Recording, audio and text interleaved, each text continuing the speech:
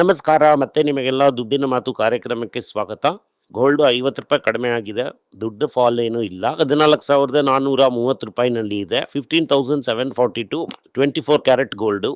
ಅದೇ ರೀತಿ ಸಿಲ್ವರು ₹5 ಇರ್ಲಿ ಅಂತ ಹೇಳ್ತಾ ಇದ್ದಾರೆ. ಆದ್ರೆ ಆಕ್ಚುಯಲ್ ರೇಟು ಫ್ಯೂಚರ್ಸ್ ಮಾರ್ಕೆಟ್ ಅಲ್ಲಿ ₹2,61,000 ರೂಪಾಯಿ ಏರ್ಸಿ ಇಳಿಸಿ 95 70 ಹತ್ರ ಇದೆ. ನಿಮ್ಮ ದುಡ್ಡು ಹಂಗೆ ಹಂಚ್ಕೊಂಡು ಹೋಗ್ತಾ ಇದೆ. ಕಚ್ಚಾ ತೈಲ ಇರೋ ಕಡೆನೇ ಇದೆ. ಅದರಿಂದ ಕಚ್ಚಾ ತೈಲ ಕೂಡ ಪ್ರಾಬ್ಲಮ್ ಆಗೇ ಇದೆ. ಇವತ್ತು ಮಾರ್ಕೆಟ್ ಒಂದು 100 ಪಾಯಿಂಟ್ ವರೆಗೂ ಕೆಳಗಡೆ ಇಳಿದು ಕೊನೆಯಲ್ಲಿ ಮತ್ತೆ ಏರ್ಸಿ ಸೈಕಲ್ ಪಂಪ್ ಹೊಡೆದು ನಿಮ್ ದುಡ್ಡನ್ನ ಇಟ್ಟು 50 point minus. Bank Nifty 188 point plus. Bank Nifty 0 ಅಂತಂದ್ರೆ ಇವತ್ತು ಮಾರ್ಕೆಟ್ 200 ಪಾಯಿಂಟ್ ಖಾಲಿ. ಸೊ ತುಂಬಾ ದಿನ ಈ ಲೆವೆಲ್ನ ತಡೆಯೋದಿಲ್ಲ. ಮಾರ್ಕೆಟ್ನ ಇಳಿಸಿ ಏರಿಸ್ತಾ ಇದ್ದಾರೆ. 23,151 ವರೆಗೂ ಇಳಿದಿದೆ. ಮುಂದಿನ ಲೆವೆಲ್ ಅದಕ್ಕಿಂತ ಕೆಳಗಡೆ ಹೋಯ್ತು ಅಂತಂದ್ರೆ ಚೆನ್ನಾಗಿರುತ್ತೆ. Auto 0.1 up, IT 0.1 up, pharma 0.1 up, ಮೆಟನು 0.9 ಡೌನು, FMCG 0.1 ಡೌನು. ಓವರ್ ಆಗಿ ನೋಡಿದ್ರಿ ಅಂತಂದ್ರೆ ಇವತ್ತು ಮಾರ್ಕೆಟ್ ವೀಕ್ ಆಗೇ ಇದೆ. Muthoot finance, IndusInd bank -1%. ಮಿಕ್ಕಿದ್ದೆಲ್ಲ ಅಸರದಿ ಆಗಿ ಗಾಲಿ. ತಂಗಮೈಲು 6% ಔಟು. ವಿಪ್ರೋ ಒಂದು ಟೈಮಲ್ಲಿ 6%, ಆಮೇಲೆ ಕೊನೆಯಲ್ಲಿ 4% ಗಿಲ್ಲಿ. ನಾಟ್ಕೋ ಫಾರ್ಮಾ 2 ಗಿಲ್ಲಿ. ಹೀರೋ ಮೋಟಾರ್ ಕಾರ್ಪ್ 2 ಗಿಲ್ಲಿ. ಟಾಟಾ ಸ್ಟೀಲು 1.5 ಗಿಲ್ಲಿ. ಪ್ಯಾಸೆಂಜರ್ ವೆಹಿಕಲ್ 1.3 ಗಿಲ್ಲಿ. TNB 1.1 ಗಿಲ್ಲಿ. ಇವತ್ತು ಆಕ್ಚುಲ್ ಆಗಿ ನೋಡಿದ್ರಿ ಅಂತಂದ್ರೆ ಏನಂದ್ರೆ ದೊಡ್ಡ ಸ್ಟೋರಿ ಎಲ್ಲ ಕಡೆ ಏನಂತಂದ್ರೆ ರಾಜೇಶ್ ಎಕ್ಸ್ಪೋರ್ಟ್ಸ್ ಎನ್ನುವಂತ ಒಂದು ಕಂಪನಿ. ಅವರು ಒಬ್ರು ಮೆಹತಾ ಅಂದ್ರೆ ಜೈನ್ ಆಗಿರ್ಬೋದು. ಯಾವ ಊರು ಅಂತ ಕೇಳಿದ್ರೆ ನಮ್ಗೆಲ್ಲ ಇಷ್ಟ ಆದಂತ ಊರು, ಹಾಲು ಜೈನ್ ತರ ಇರುವಂತ ಒಂದು ಊರು ಗುಜರಾತ್. ಅವರು ಈ ಜ್ಯುವೆಲ್ರಿ ಗೋಲ್ಡ್ ಇದೆಲ್ಲ ಎಕ್ಸ್ಪೋರ್ಟ್ ಮಾಡ್ತಾರೆ ಅಂತ ಹಲವು ಬ್ರೋಕರ್ ಮೇಲೆ ಕಾಲ್ ಸರಿ ಅದು ಬರ್ತಾನೆ ಇತ್ತು. ನಾವು ಅದರ ಬಗ್ಗೆ ಡಿಸ್ಕಸ್ ಮಾಡ್ದೇನೆ ಇದ್ವಿ. ಬೇರೆ ಎಲ್ಲಾದ್ರ ಬಗ್ಗೆ ಮಾತಾಡಿದ್ರು ಕೂಡ ಅವರು ಸ್ವಿಟ್ಜರ್ಲ್ಯಾಂಡ್ ಅಲ್ಲಿ ಒಂದು ರಿಫೈನರಿನ ತಗೊಂಡಿದ್ರು. 99% ಅವ್ರದ್ದು ಫ್ರಾಡ್. ಇದು ಬಿಲ್ಲೇ ಓಪಿ ಹೊಡೆದ್ಬಿಟ್ರು. ಸೆಬಿ ಇವಾಗ ತಾನೇ ನಿದ್ದೆಯಿಂದ ಎಚ್ಚರಗೊಂಡಿದ್ದಾರೆ. ಈ mutual fund, serious mutual fund ಎಲ್ಲ ಇದನ್ನ ಮರ್ತು ಬಿಟ್ಟಿದ್ದಾರೆ. ಏನು ಈಗ ಗುಜರಾತ್ ಅಲ್ಲಿ ಒಬ್ರಿಗೆ ಕಷ್ಟ ಅಂತಂದ್ರೆ ನಾವ್ ಯಾರು ಓಡ್ಬೇಕು? ಆಪದ್ ಬಾಂಧವ LIC ಓಡ್ಬೇಕು. ನಿಮ್ಮ ದುಡ್ಡು 2,000 ಕೋಟಿ ಗೋವಿಂದ ಅಂತ ಆಗೋಯ್ತು. ಆ ದುಡ್ಡು 2,000 ಕೋಟಿನ ಈ ಗೌರ್ಮೆಂಟು ಹಾಕಿದೆ. ಇದಕ್ಕೆ ಅಕೌಂಟಬಿಲಿಟಿ ಎಲ್ಲ ಇಲ್ಲ. 10%, 11% LIC ಸ್ಟೇಕು. ಬೇರೆ ಯಾರ ಹತ್ರನೂ ದೊಡ್ಡದಾಗಿ ಏನೂ ಇಲ್ಲ. ಯಾರೆಲ್ಲ ಈಗ LIC ಪಾಲಿಸಿ ಇಟ್ಟಿದ್ದೀರೋ ಗುಜರಾತ್ ವೆಲ್ಫೇರ್ ಫಂಡ್ಗೆ ಸ್ವಲ್ಪ ಒಂದು 1,600 ಕೋಟಿನ ಕೊಟ್ಟಿರೋದಾಗಿ ಅನ್ಕೊಂಬಿಡಿ. LIC ಇದು ರಾಜೇಶ್ ಎಕ್ಸ್ಪೋರ್ಟ್ಸ್ ಈ ಮ್ಯೂಚುವಲ್ ಫಂಡ್ಸ್ ಎಲ್ಲ ಎಸ್ಕೇಪ್ ಆಗೋಯ್ತು. FI ಎಲ್ಲ ಎಸ್ಕೇಪ್ ಆಗೋಯ್ತು. ಯಾರಪ್ಪ ಅಂತಂದ್ರೆ ಯಾವಾಗ್ಲೂ ಈ ಗುಜರಾತ್ ಅಲ್ಲಿ ಹಾಲು ಜೇನು ತರ ಇರೋಂದ್ರ ಯಾವಾಗ್ಲೂ ಈಗ ಒಳಗಡೆ ಬಂದು ಕಾಪಾಡುವಂಥದ್ದು ಈ LICನೇ. LIC ಒಂದು ದೊಡ್ಡ ಗೋಲ್ ಬಿಟ್ಬಿಟ್ಟು ಯಾರೆಲ್ಲ ಪಾಲಿಸಿ ಇಟ್ಟಿದಾರೋ ಅವ್ರ ತಲೆ ಇದನ್ನ ಹಾಕ್ಸ್ಬಿಡ್ತು, ಒಂದು ಟೋಪಿನ ಹಾಕ್ಬಿಡ್ತು.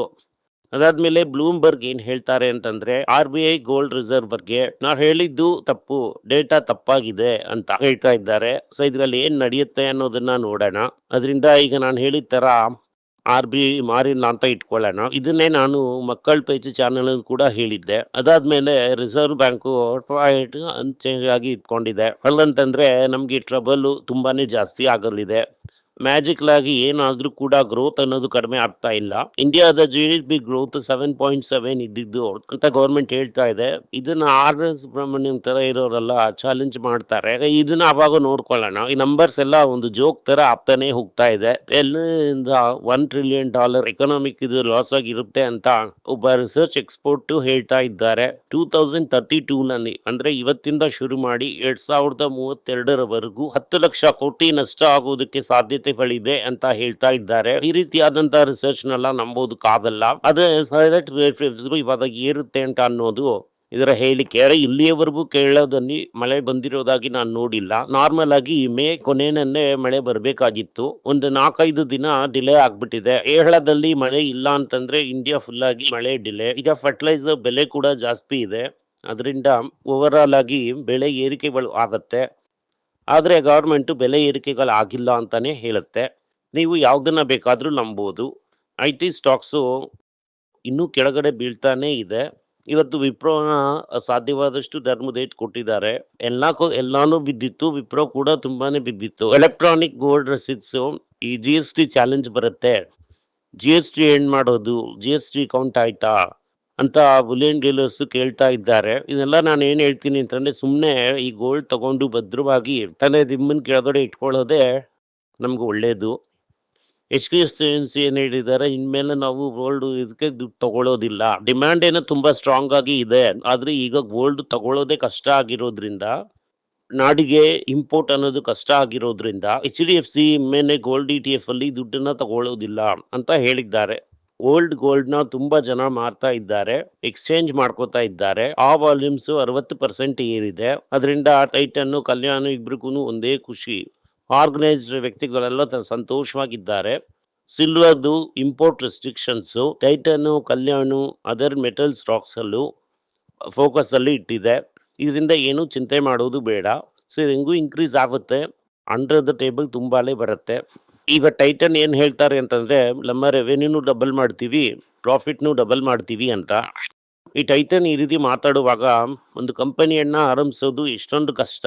ಈ ಕಂಪನಿನ ಶುರು ಮಾಡೋದಕ್ಕೆ ಎಷ್ಟೆಲ್ಲ ಕಷ್ಟಪಟ್ಟರು. ತಮಿಳ್ನಾಡು ಗೌರ್ಮೆಂಟ್ಗೆ ಹೇಗೆ 28% ಟೈಟನ್ ಶೇರ್ ಬಂತು. ಸೊ ಇದೆಲ್ಲ ನೇಕಿನ್ ಆಫ್ ಇಂಡಿಯಾ ಅಂತ ಟೈಟನ್ ಒಂದು ಕಥೆಯನ್ನ ಸೃಷ್ಟಿಸಿದ್ದಾರೆ. ನಸರುದ್ದೀನ್ ಜಯಶ್ವೇರ್ದಿಮೆ ಇದನ್ನು ಹೇಳಿದ್ದಾರೆ.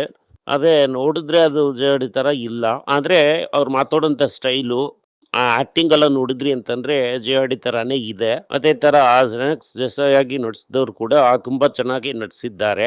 6 ಪಾರ್ಟ್ ಇದೆ, ಒಂದು ಪಾರ್ಟ್ 50 ನಿಮಿಷ. ಒಂದು ಕಂಪನಿನ ಶುರು ಮಾಡೋದು ಅಂದ್ರೆ, ಇವತ್ತೊಂದು ಕಂಪನಿನ ಶುರು ಮಾಡೋದು ಎಷ್ಟು ಈಸಿ ಆಗಿದೆ. 1978ರಲ್ಲಿ ಹೊಸು ಹೇಗೆ ಇತ್ತು, ಅದು ಫೋಟೋಸ್ ಎಲ್ಲ ಬೇರೆ ತೆಗೆದು ಹಾಕ್ತಾ ಇದ್ದಾರೆ ಅವತ್ತು ಹೇಗಿತ್ತು ಅಂತ. ಸೊ ಅದನ್ನೆಲ್ಲ ನೋಡಿದ್ರಿ ಅಂತಂದ್ರೆ ಹುಸೂರ್ ಹೇಗೆ ಡೆವಲಪ್ ಆಯ್ತು, ಅದಕ್ಕೆ ಟೈಟನ್ ಟಿ ವಿ ಎಸ್ ಮೋಟಾರ್ಸ್ ಏನೆಲ್ಲ ಕಾಂಟ್ರಿಬ್ಯೂಟ್ ಮಾಡಿದ್ದಾರೆ. ಈಗ ಈ ಟಿ ವಿ ಎಸ್ ಮೋಟಾರ್ಸ್ ಬಗ್ಗೆ ಅದ್ರಲ್ಲಿ ಬರೋದಿಲ್ಲ, ಅದನ್ನ ನೀವಾಗೆ ಅರ್ಥ ಮಾಡ್ಕೋಬೇಕು. ಒಂದು 6 ಎಪಿಸೋಡ್ ಆಗಿ ತೆಗೆದಿದ್ದಾರೆ. ಅದು ತುಂಬಾ ರಿಯಲಿಸ್ಟಿಕ್ ಆಗಿದೆ, ನೀವು ಅದನ್ನ ನೋಡ್ಬೇಕು. ಒಂದು ಕಂಪನಿನ ಆರಂಭಿಸೋದು ಎಷ್ಟೊಂದು ಕಷ್ಟ ಅನ್ನೋದು ಅದರಲ್ಲಿ ಗೊತ್ತಾಗುತ್ತೆ. ಅಂದ್ರೆ ಏನ್ ಹೇಳ್ತಾರೆ ಅಂತಂದ್ರೆ, 76,078 ಕೋಟಿ ರೂಪಾಯಿ ಇದೆ. ಸೊ ಇದನ್ನ 1.5 ಲಕ್ಷ ಕೋಟಿ ಆಗಿ ಮಾಡ್ತೀವಿ ಅಂತ ಹೇಳ್ತಾ ಇದ್ದಾರೆ. 5073 ಕ್ರೋರ್ಸ್ ಪ್ರಾಫಿಟ್ ನ 10,000 ಕ್ರೋರ್ಸ್ ಆಗಿ ಮಾಡದಿದ್ದಾರೆ. ಇದಕ್ಕೇನ್ ಸೊಲ್ಯೂಷನ್ ಅಂತ ಅಂದ್ರೆ, ನಿಯೋಲ್ ಟಾಟಾ ಇದಕ್ಕೇನ್ ಹೇಳ್ತಾರೆ ಅಂದ್ರೆ, ಇಂಟರ್ನ್ಯಾಷನಲ್ ಎಕ್ಸ್ಪಾನ್ಷನ್ ಒಂದೇ ದಾರಿ. ಇಂಡಿಯಾದಲ್ಲಿ ಹೇಗೆ ಗವರ್ಮೆಂಟ್ ಗೋಲ್ಡ್ ತಗೋಬೇಡಿ, ಅದ್ ತಗೋಬೇಡಿ, ಇದ್ ತಗೋಬೇಡಿ ಅಂತೆಲ್ಲ ಹೇಳ್ತಾರೋ, ಸೊ ಈಗ ನಾವು ಇಂಟರ್ನ್ಯಾಷನಲ್ ಮಾರ್ಕೆಟ್ಗೆ ಹೋಗೋಣ, ಎಲ್ಲೆಲ್ಲ ಇಂಡಿಯನ್ಸ್ ಇದ್ದಾರೋ ಅಲ್ಗೆಲ್ಲ ಹೋಗೋಣ. ಸೊ ಇದೇನೆ ನಮ್ಗೆ ಒಂದು ಲಾಂಗ್ ಟರ್ಮ್ ಗ್ರೋತ್ ನ ಕೊಡುತ್ತೆ ಅಂತ ಹೇಳ್ತಾ ಇದ್ದಾರೆ. ಈ ಕಥೆನಲ್ಲಿ ಇನ್ನೊಂದು ಏನು ಅಂತಂದ್ರೆ, ಈಗ ಒಂದ್ ಕಡೆ ಈ ಸ್ವಿಟ್ಜರ್ಲ್ಯಾಂಡ್ ಅಲ್ಲಿ ಈಗ ನಾವು ನಿಮ್ ಜೊತೆ ಸೇರಿ ವಾಚ್ ಮಾಡ್ತೀವಿ ಅಂತ ಹೇಳುವಾಗ ಸರ್ ಯಾವ ರೀತಿ ಅವಮಾನ ಮಾಡ್ತಾರೆ, ಅದನ್ನ ಅವ್ರು ಯಾವ ರೀತಿ ಎದುರಿಸ್ತಾರೆ, ಕೊನೆಯಲ್ಲಿ ಆ ಕಂಪನಿನೇ ಟೈಟನ್ ತಗೊಂಡ್ಬಿಡುತ್ತೆ. ಅವರಲ್ಲಿ ಕೂಡ ಇದೇ ರೀತಿಯಾದ ಒಂದು ಕತೆ ಬರುತ್ತೆ. ಅದನ್ನ ಸಿನಿಮಾ ತರ ಮಾಡಿ ಜನರಿಗೆ ತೋರಿಸ್ತಾ ಇರೋದು ತುಂಬಾನೇ ಚೆನ್ನಾಗಿದೆ.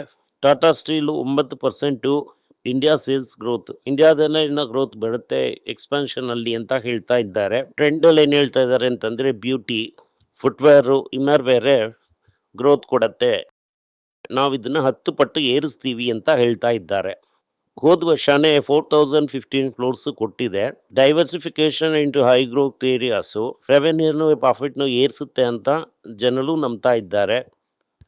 ಟಾಟಾ ಸನ್ಸು ಏನ್ ಮಾಡ್ತಾ ಇದ್ದಾರೆ ಅಂತಂದ್ರೆ, ಇವತ್ತಿಗೂ ಕೂಡ ಅಂಗಡಿನ ಮುಚ್ಚಿದ್ರು ಗವರ್ಮೆಂಟ್ಗೆ ಬೇಕಿರುವಂತ ಸಾಲವನ್ನ ಕರೆಕ್ಟ್ ಆಗಿ ಕಟ್ತಾ ಇದ್ದಾರೆ. 5,166 ಕೋಟಿ ರೂಪಾಯಿ ಗವರ್ಮೆಂಟ್ಗೆ ದುಡ್ಡನ್ನ ಕೊಟ್ಟಿದ್ದಾರೆ.